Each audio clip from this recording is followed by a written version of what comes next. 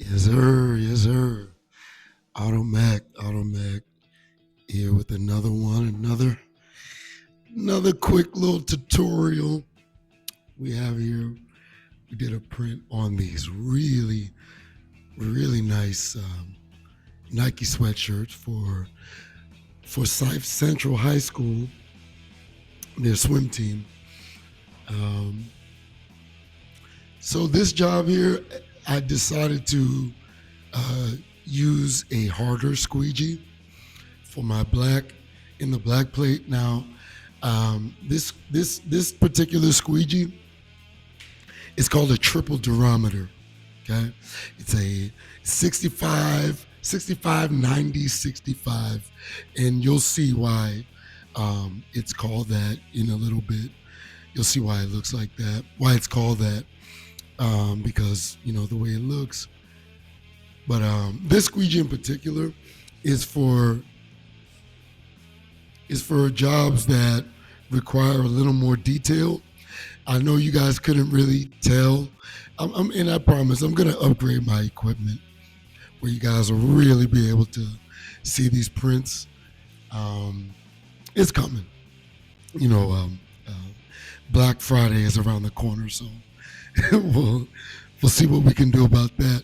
But these harder squeegees, they are for higher detail jobs. Um, when you have a higher mesh count for your screen, typically you want to use these harder squeegees. These triple durometer squeegees do a really good job of really getting the ink through the screen without without not putting too much ink down. Okay, and you know how print order goes. A simple setup like this, like white, but with the white and the black.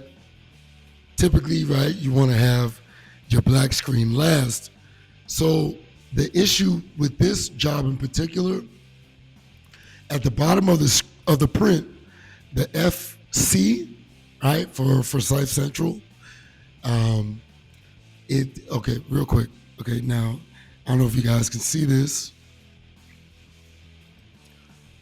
All right, you see that white almost spine in the middle, right, with the rubber on each side, 65, 90, 65. There that goes. And the other squeegee I picked up, that's my 70 durometer or a yellow squeegee. That's 70 durometer. That's usually what I use for black because black you want to put down a good bit of black.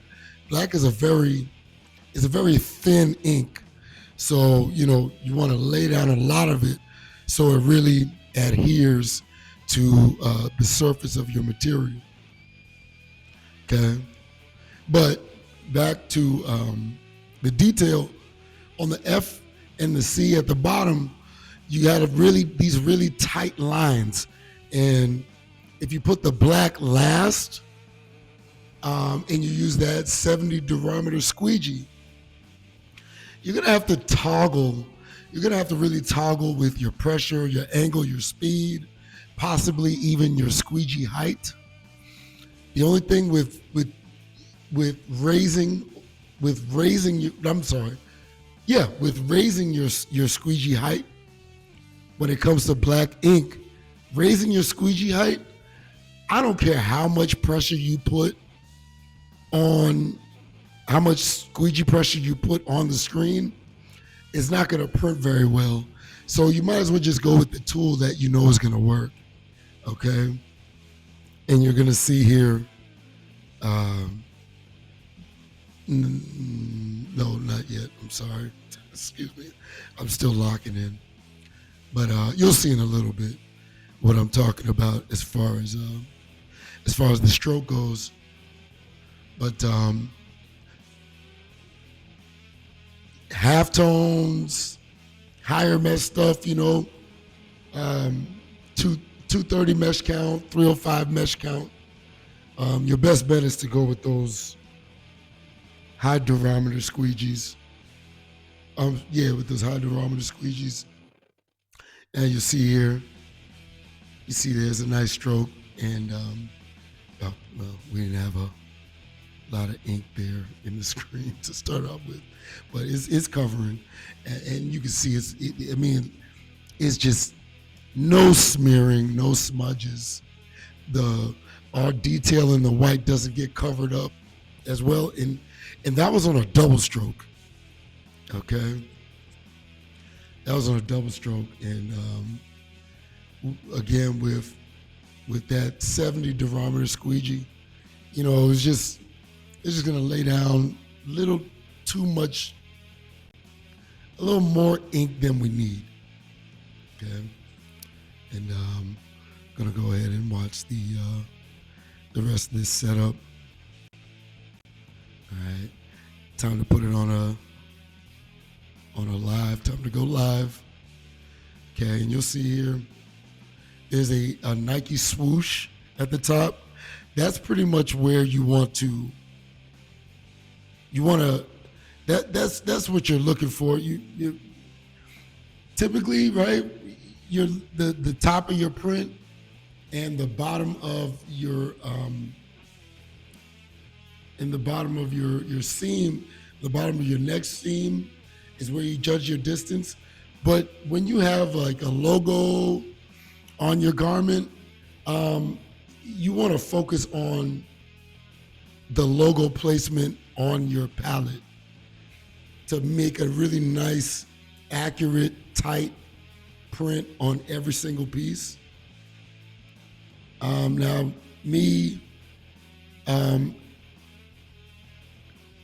this first one, I put the Nike swoosh a little too close to the line. It was still fine. It didn't hurt anything or anything like that. But for the rest of for the print for the rest of the garments, I went ahead and backed it off. I placed that Nike logo a little closer to the top of the palette. All right.